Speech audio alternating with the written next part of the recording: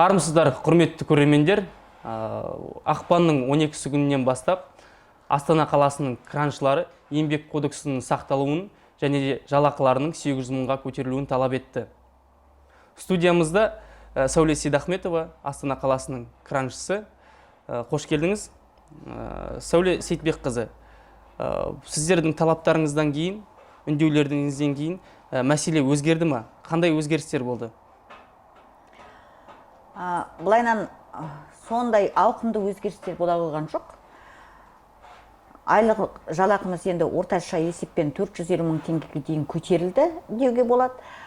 Ал заң қалай сақталмады, сол қалпы сақталмайды.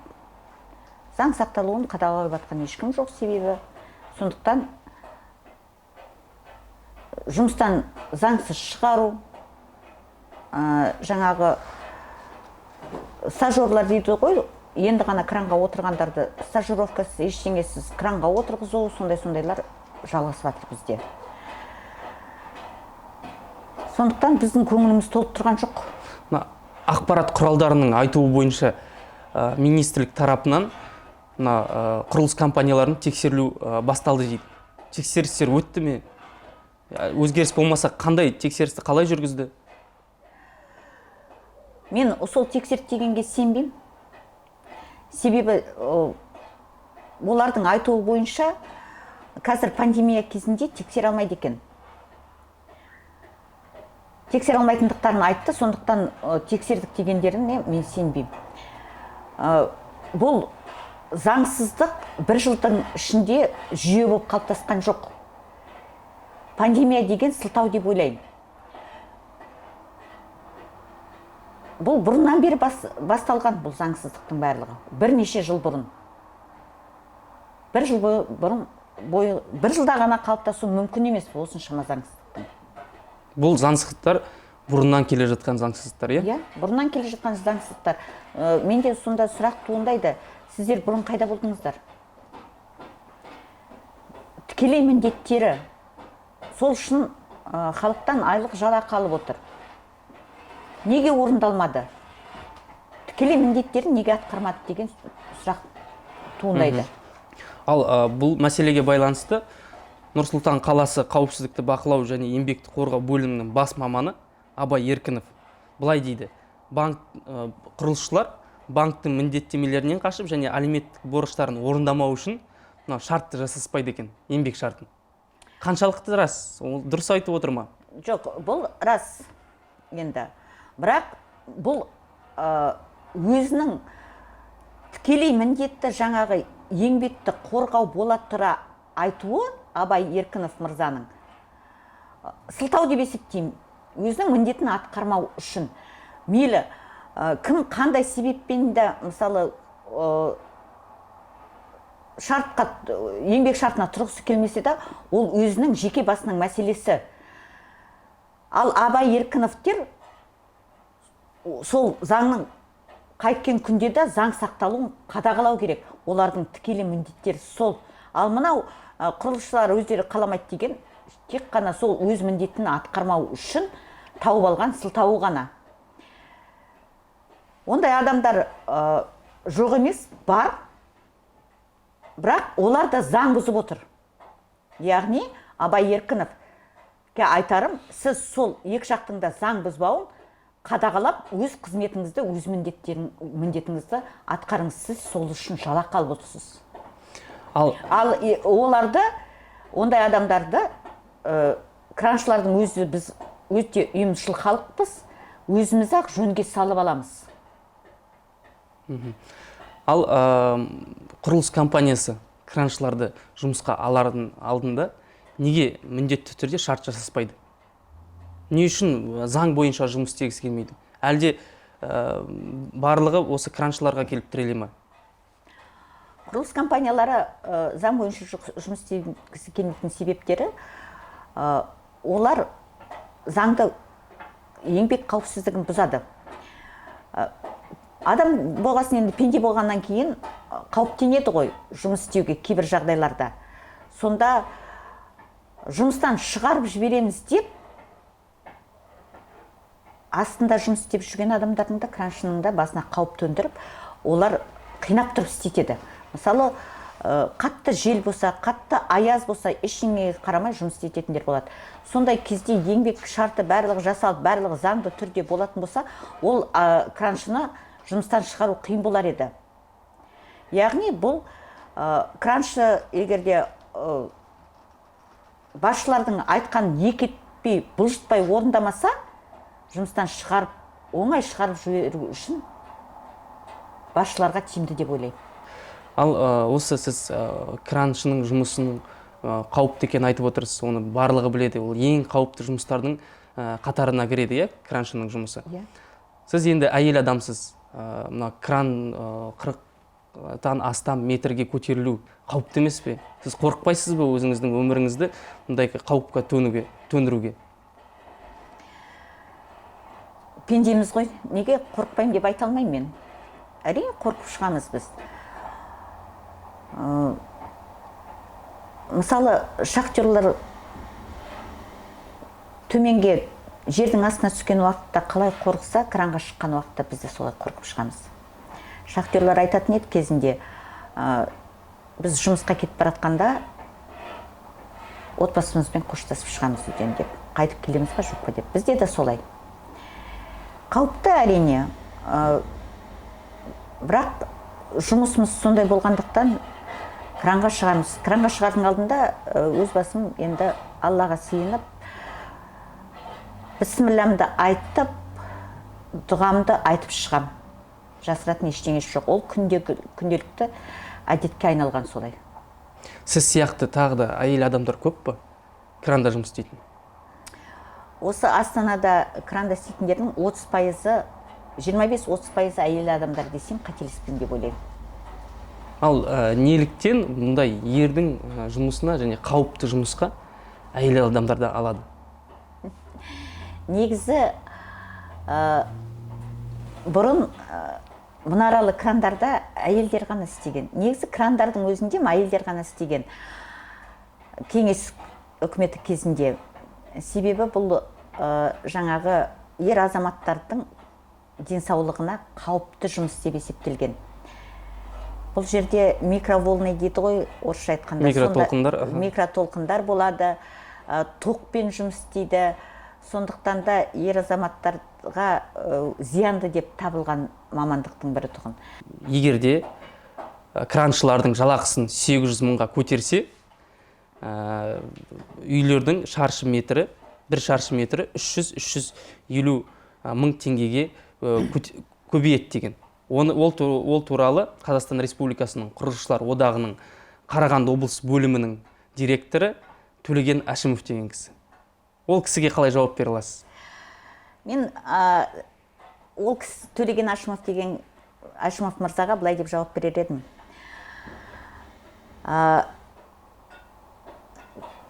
Былтырдан бері Астанада үйлердің бір шаршы метрі орта есеппен алғанда 365 мың теңге құраған. Кейбір компанияларда одан әлде қайда жоғары болып тұр. Мысалы, алайық, Астория компаниясын алайық.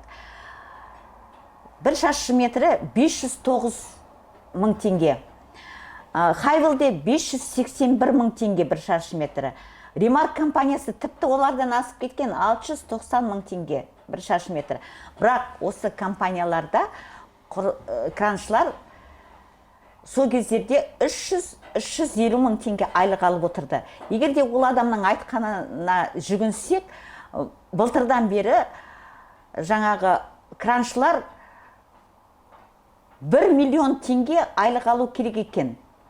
Ал жаңағы Астория, Хайвер, Ремарк сияқты бағаларын, үйдің бір шаршы метрінің бағаларын өсіріп жібергендер 1,5-2 миллион теңге айлық төлей алады екен краншыларға. Сол айлықтар қайда онда? Сонда бұл кісінің логикасы былай болып тұр ғой. Краншылардың жалақысын төмендетсек, үйдің шаршы метрінің бағасы да төмендейді деген. Солай айтып отыр ғой, иә?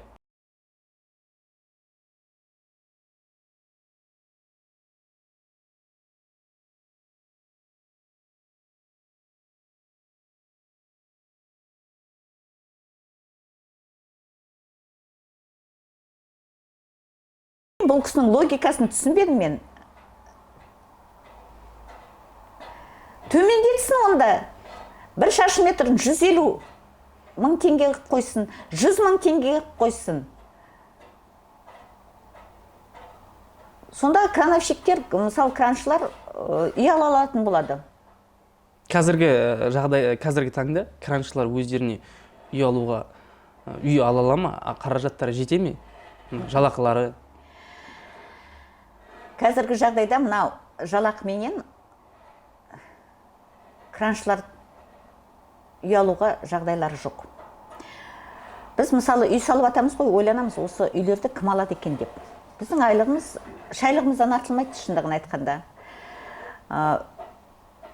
50%-дан 60%-ға дейін, жалақының 50%-дан 60%-ға дейінгі мөлшері азық-түлікке кетеді.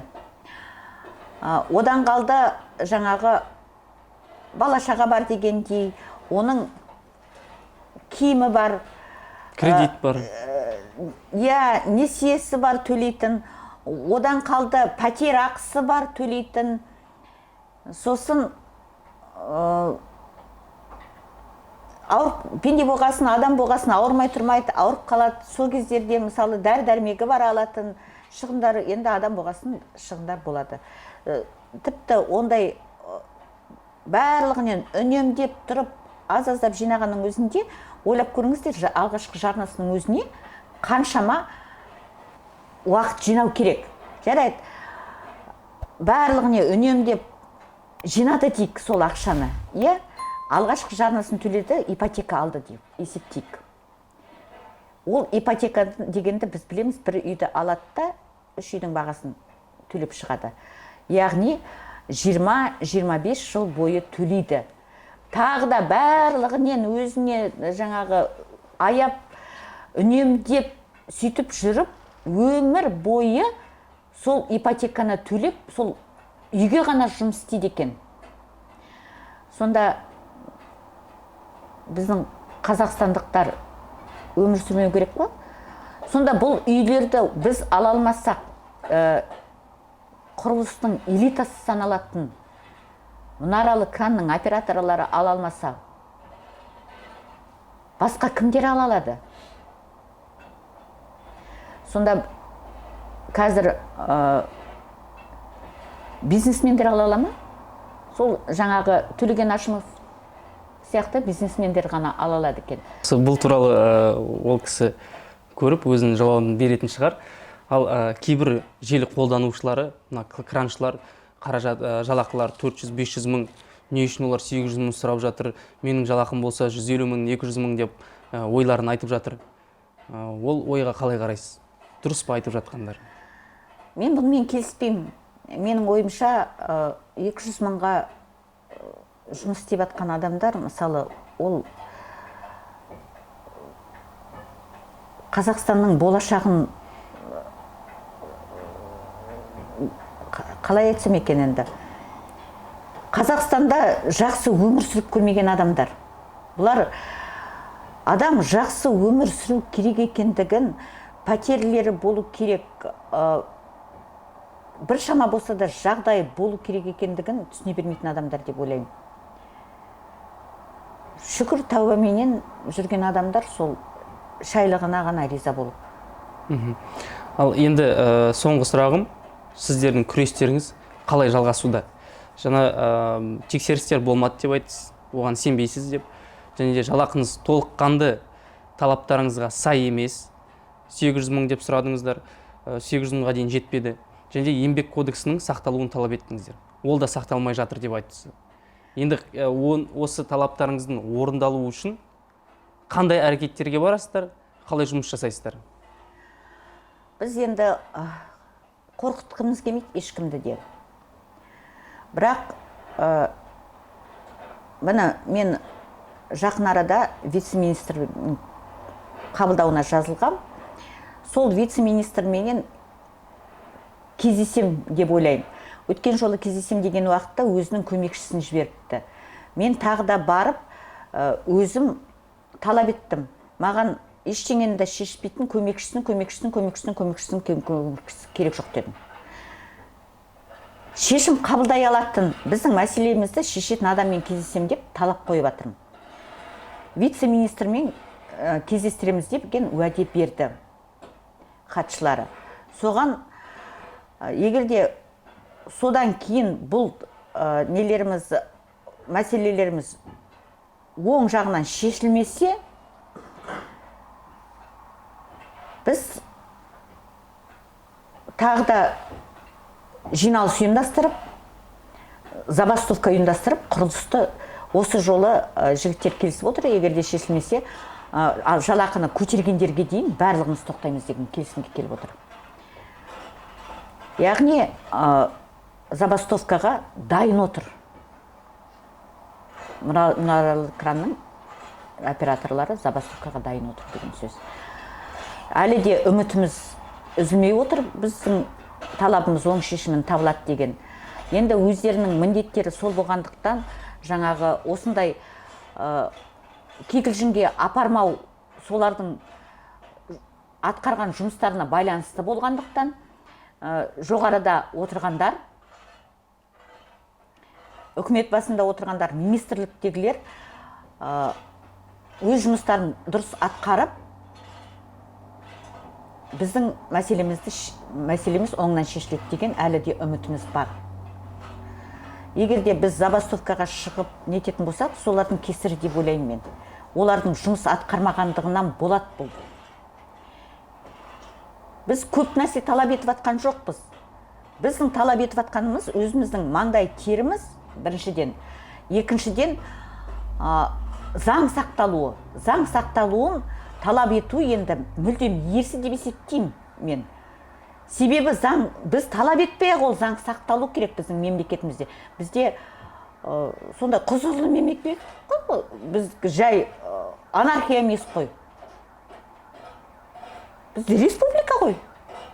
Сондықтан біздің талап етіп, оны шешімін таба алмай жатыр деген тіпті миға сенбейтін нәрсе деп ойлаймын. Біз талап етпей-ақ сол заңды орындаса еш нәрсе болмайтын еді. Еш нәрсе болмайтын еді. Сол орындалу керек қой, біз талап етпей-ақ. Заң не үшін жазылады? Сондықтан заң сақталуын әлі де талап етіп жатырмыз. Мысалы, біздің құлағымызға жетіп жатыр, жаңағы Қазақстан құрылыс одағының басшылары мынандай ұсыныс жасады деген сыбыс жетіп жатыр. Оның рас өтірігін енді анық айта алмаймын мен. Сонда да мен айтып кетейін. Шет елден жұмыс күшін әкелу туралы сөз болып жатыр деген сыбыс бар. Бұл енді елдің мүддесін сату деп есептеймін. Себебі шет елден келгендер Өзбекстан, Тәжікстан, Қырғызстаннан болсын, жан-жақтан келсе, олар отбасын алып келмейді. Өздері жеке-жеке келеді, яғни құрылыс басында каптеркада тұрады, немесе анау бітіп жатқан үйлердің бір бөлмесін дайындап алып тұрады, пәтер жалдамастан үнемдеп. Одан кейін тіпті пәтер жалдағанның өзінде бірнеше адам бір пәтерде тұрып, сөйтіп үнемдейді да, тапқан ақшаларының барлығын өз елдерінде жұмсайды. Яғни олар біздің Қазақстаннан ақша тауып, өз елдерінің экономикасына құяды деген сөз. Бұл дегеніміз елдің, біздің отанымыздың мүддесін сату деп есептеймін. Сонда біздің қазақтар жұмыссыз жүру керек па? Немесе осылай бейшара күйінде қалу керек па? Біздің экономикамыз көтеруіне одан сайын, онсыз да экономикамыз әлсіреп тұрғанда, бұл басқа елдің, еліміздің емес, басқа елдің экономикасын көтеруге жұмыс істеу деген, бұл отанды сату деп есептеймін. Ол жұмыссыздықтың санын көбейтуге қаупін төндіп тұр. Жұмыссыздық көбейеді, экономикамыз құлдырайды. Басқа елдің экономикасын көтеруіміз керек қой, сонда біз? Бұл кісілер сонда басқа елдің мүддесіне жұмыс істеп жатыр ма? Қай елде тұрып жатыр? Неге өздері елдерінің экономикасын көтеру, өздерінің елдерінің халқының жағдайын түзету туралы ойламайды? Сонда ол не үшін ол жұмыскерлерді шетелден әкелгісі келеді? Сіздер мына талаптарыңыз қойған үшін бе, әлде жалақыны азайту үшін бе? Жалақыны көтермеу үшін. Себебі бұдан төмен азайту мүмкін емес деп ойлаймын. Бұдан төменге тіпті шетелден келгендерді жұмыс істей қоймайтын деген ой келеді. Яғни осы қазір алып жатқан жалақыңызға шетелдіктердің жұмыскерлер келіп жұмыс істеуі мүмкін, иә? Иә, жұмыс істеуі мүмкін. Себебі олардың елдерінде азық түліктің басқа да жаңағы коммуналдық қызметтердің бағалары төмен. Сондықтан біздің жалақы оларға әжептәуір жақсы болып көрінеді. Себебі оларда барлығы төмен ғой бағалары. Ал бізде барлығы қымбат. Сондықтан да біз олардың үкіметтің ұстай алмай отырған бағаларына жете алмай отырмыз, шындығын айтқанда. Өсіп атқан бағаға жете алмай жатырмыз біз. Үкімет бағаны ұстай алмай жатыр. Соның кесірінен бағалар өсіп жатыр. Біз соған жете алмай отырмыз. Ал басқа мемлекеттерден келетіндерде мысалы бағаны ұстап отыр, төмен баға. Коммуналдық қызмет болсын, жаңағы пәтерақы болсын, немесе жаңағы азық түліктердің бағасы төмен. Сондықтан қазіргі біздің айлығымыз оларға әжептәуір айлық болып ақша болып есептеледі. Сәуле Сейітбекқызы, біздің эфиріміз соңына жетті. Енді болашақта еңбек министрінің еңбек кодексін нақты қадағалайды деген ойдамыз, және де құрылыс компанияларының құрылысшыларға, краншілерге жалақыларын көтереді деген сенімдеміз. Сұхбатыңызға көп рахмет. Қош сау болыңыз. Сіздерге де рахмет. Жақсы сау болыңыздар.